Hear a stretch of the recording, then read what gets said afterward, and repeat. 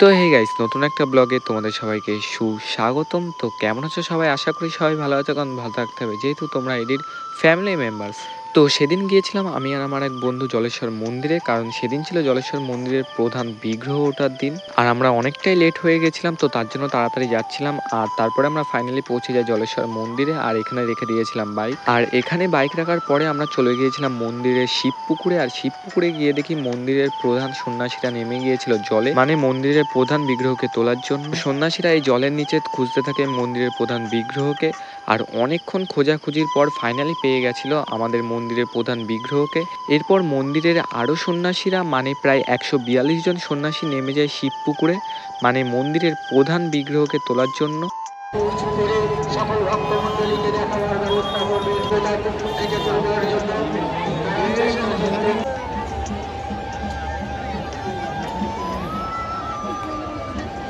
তো এই দৃশ্যটি দেখার জন্য প্রায় হাজার হাজার মানুষের সমাগম হয় এই জলেশ্বর মন্দিরে।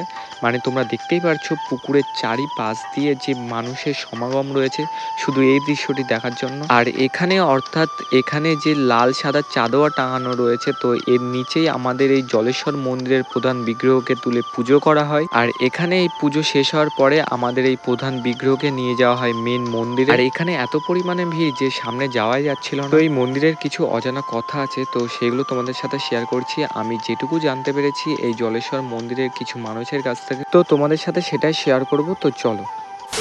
জলের নিচে মহেশ্বর, পুণ্যতীর্থ জলেশ্বর। এই মন্দিরটি প্রায় 850 বছরের প্রাচীন জাগ্রত এক শিব মন্দির, যেখানে মন্দিরের মূল বিগ্রহ বাবা জলেশ্বর সারা বছরই এই পার্শ্ববর্তী শিবপুকুরের জলের নিচে ডুবন্ত অবস্থায় থাকে এবং সারা বছর অন্য একটি বিগ্রহ মন্দিরে পূজিত হয়ে থাকে। প্রতি বছর চৈত্র মাসের তৃতীয় সোমবার চড়কে সন্ন্যাসীরা শিবপুকুর থেকে বিগ্রহটি তোলেন এবং পায়ে হেঁটে সুদূর হালিশহরে বাবা মহেশ্বরকে গঙ্গা স্নানে নিয়ে যান। হালিশহরের রামপ্রসাদের ঘাটে পুণ্য স্নান শেষে দুদিন পর সন্ন্যাসীরা বাবা মহেশ্বরকে ফিরিয়ে আনেন। ফিরে আসার পর ঘাট সন্ন্যাসের দিন পর্যন্ত স্থানীয় 8টি গ্রামে ঘুরে ঘুরে পূজিত হন বাবা মহেশ্বর। সবশেষে পয়লা বৈশাখের দিন আবার এই বিগ্রহটি ডুবিয়ে দেওয়া হয় শিবপুকুরে।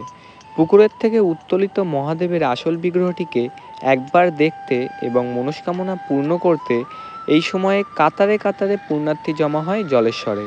এবং ইতিহাস ঘাটলে জানা যায় যে দ্বাদশ শতকের শেষের দিকে সেন বংশের রাজত্বকালে এই অঞ্চলে শিব পূজার প্রচলন হয়।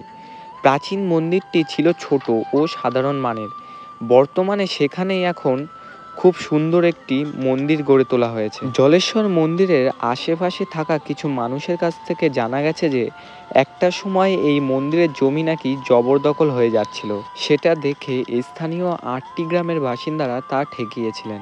এবং এখানকার কিছু মানুষজনের কাছ থেকে জানা যায় যে পরে গোবরডাঙ্গার জমিদার রমেশচন্দ্র বন্দ্যোপাধ্যায় শিব মন্দিরের জন্য 60 বিঘা জমি দান করেন। এই শিব মন্দিরের মাহাত্ম্যের টানে সারা বছর দূর দূরান্ত থেকে বহু ভক্ত এখানে পুজো দিতে আসেন।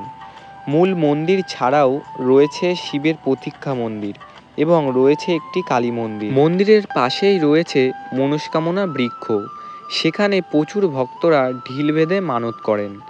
চড়ক এবং শিবরাত্রিতে প্রচুর ভক্তের সমাগম হয় এই জলেশ্বরে।